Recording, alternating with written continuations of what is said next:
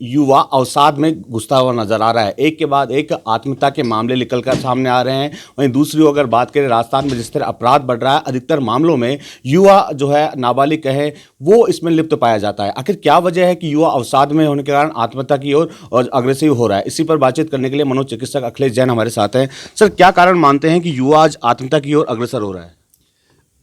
देखिए, जहाँ तक युवाओं का सवाल है, आत्महत्या जब हम बात करते हैं, विश्व में लगभग 8 लाख आत्महत्याएं प्रतिवर्ष होती हैं, यानी लगभग हर 40 सेकंड में एक आत्महत्या रिकॉर्डेड है। और 15 से जो 29 साल के युवाओं में second most leading cause of death भी है। तो देखिए, इसका निश्चित तौर पर एक बहुत बड़ा कारण है कि जब आप जैसे आपने अभी कोटा का भी एग्जांपल दिया था, जब स्टूडेंट्स बाहर रहते हैं, परिवार से दूर रहते हैं, तो कहीं ना कहीं एक उनमें जब भी, चाहे आप उसको पढ़ाई का प्रेशर मान लीजिए या पीयर प्रेशर मान लीजिए, या कई बार जब बच्चा बाहर जाता है तो उसकी जो संगति है, ग्रुप जिस तरह के बन जाते हैं, उसका कहीं ना कहीं उस पर ऐसा अनचाहा दबाव पड़ता है कि वो अपनी जो भावनाएं हैं उनको किसी पे व्यक्त नहीं कर पाता है, उनको बता नहीं पाता है, और कहीं ना कहीं वो उनको अपने अंदर ही झेलते हुए अवसादग्रसित हो सकता है। तो इसमें जो एक महत्वपूर्ण बात है वो यह है, विशेष रूप से उन बच्चों के लिए जो बाहर रह करके पढ़ रहे हैं, कि और उनके पेरेंट्स के लिए भी, कि आप अपने परिजनों के साथ हमेशा संवाद बना के रखें। परिजनों की भी जिम्मेदारी बनती है कि वो बच्चों के से समय समय पर बात करते रहें, उसकी जानकारी लेते रहें, और बीच बीच में जा कर के बच्चों से मिलते भी रहें। साथ ही साथ इंस्टीट्यूशंस की भी ये जिम्मेदारी बनती है कि वो बच्चों के साथ बीच बीच में इंटरेक्टिव सेशंस लें, उनकी काउंसलिंग करें, और जहाँ तक बेटर होगा कि काउंसलर को वहाँ रखें, ताकि बच्चा अगर किसी तरह की इस तरह के तनाव के दौर से गुजर रहा है तो वो अपनी भावनाओं को साझा कर सके। एक महत्वपूर्ण इसमें चीज़ ये भी हो सकती है कि जो मेंटर मेंटी जो प्रोग्राम होता है, कि कहीं ना कहीं हमको कुछ बच्चों के ऊपर एक मेंटरशिप का एक वो बढ़ाना चाहिए, एक मेंटर नियुक्त करना चाहिए, जो बच्चों के साथ सतत उसका एक संवाद बना रहे, ताकि वो बच्चे में किस तरह के चेंजेस आ रहे हैं, उसके व्यवहार में किस तरह के चेंजेस आ रहे हैं। क्योंकि इस तरह के जो बच्चे होते हैं वो कटे कटे रहने लगेंगे, उनकी बातों में नकारात्मकता ज़्यादा आ जाएगी, वो किसी भी चीज़ में इंटरेस्ट लेना कम कर देंगे, नेगेटिविटी उन पर हावी होने लगेगी, उनकी बातों से आपको ऐसा एहसास होने लगेगा कि जैसे उनका वजूद होना या नहीं होना कोई मायने नहीं रखता है। तो अगर ऐसी बातें वो करते हैं या इस तरह का कोई आपको इंडिकेशन मिलता है, तो इस चीज़ को इंगित करता है कि कुछ ना कुछ ठीक नहीं है, और हमें उसके साथ संवाद बनाना चाहिए, उसमें सकारात्मकता लानी चाहिए। जहाँ तक देखने को मिलता है कि जब बच्चा बाहर पढ़ रहा है तो परिवार की इच्छाएं भी उन पर थोप दी जाती है, जिसके कारण बच्चा डिप्रेशन में आ जाता है कि वो अचीव नहीं कर पाया। परिवार की जो इच्छाएं थी बाहर रह के पढ़ने की, पढ़ाने की, उन इच्छाओं पर काबिल नहीं हो पाता तो आत्महत्या कर लेता है। निश्चित रूप से देखिए, ये भी एक बहुत बड़ा कारण है। हम पेरेंट्स को यही एडवाइस देते हैं कि कभी भी अपनी जो एम्बिशंस हैं उनको आप बच्चों पर ना ला दें।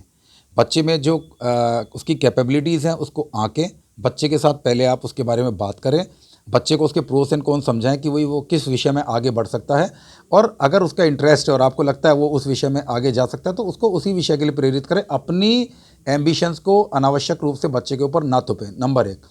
नंबर 2, बच्चों की भी ये जिम्मेदारी बनती है। कई बार देखिए, पढ़ाई का प्रेशर निश्चित रूप से होता है, पढ़ाई का प्रेशर एक कारण हो सकता है, लेकिन कई बार क्या होता है, आप जब इस तरह अकेले रहते हैं तो कहीं ना कहीं आपके कुछ ऐसे पीयर ग्रुप्स बन जाते हैं जहां आप कुछ गलत संगति में भी कई बार चले जाते हैं, जहां आपका जो पर्सनल रिलेशनशिप डेवलप हो जाते हैं, अगर उसमें कोई ब्रेक होता है, या कई बार हमने इस तरह का भी देखा कि बच्चे कई बार अनावश्यक रूप से तनाव में जब आते हैं तो कई तरह के नशे के भी कई बार आदी होने की संभावनाएं रहती हैं। तो बच्चों को इन चीज़ों में जब भी उनको लगता है कि उन पर इस तरह का तनाव है, तो वो खुल कर के अपनी बात अपने पेरेंट्स के साथ साझा करें, काउंसलर के साथ साझा करें, अपने पीयर जो उनके फ्रेंड्स हैं उनके साथ साझा करें।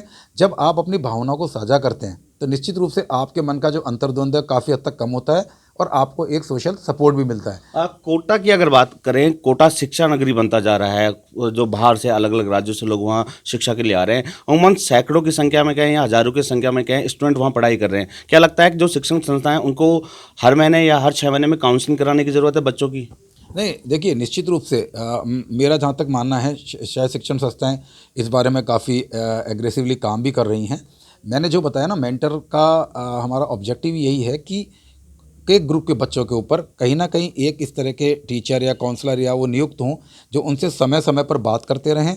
अगर उनमें किसी तरह का बदलाव आ रहा है, बीच बीच में इस बारे में उनका सबसे एक महत्वपूर्ण बात इसमें यह भी है कि पढ़ाई के साथ साथ उनका एंटरटेनमेंट, उनकी सोशिएबिलिटी, उसका भी ध्यान रखना पूरा ज़रूरी है। उनको खेलने के लिए प्रॉपर टाइम देना, एडिक्वेट उनका न्यूट्रिशन हो, इन सब बातों का ध्यान रखना, और निश्चित रूप से जो संवाद है, एक सतत संवाद की प्रक्रिया हमेशा बनी रहनी चाहिए, जिसमें बच्चों के साथ उनको प्रेरित करना कि वो अपने मन के भावों को बताएं, और ये पीरियडिकली इस तरह की प्रक्रिया जारी रखनी चाहिए। और मैं समझता हूँ काफ़ी जगह अब इस तरह का काम हो भी रहा है। हाँ, बिल्कुल। देखिए, निश्चित तौर पर जो युवा है, स्टूडेंट है, इनके साथ संवाद करने की ज़रूरत है और परिवार भी कहीं ना कहीं इनको अकेला ना छोड़े, क्योंकि जब स्टूडेंट अकेला होता है तो अवसाद में आ जाता है और अवसाद के चलते कहीं ना कहीं आत्महत्या कर लेता है। ज़रूरत है ऐसे स्टूडेंटों के साथ संवाद करने की। बसंत पांडे, TV9 जयपुर।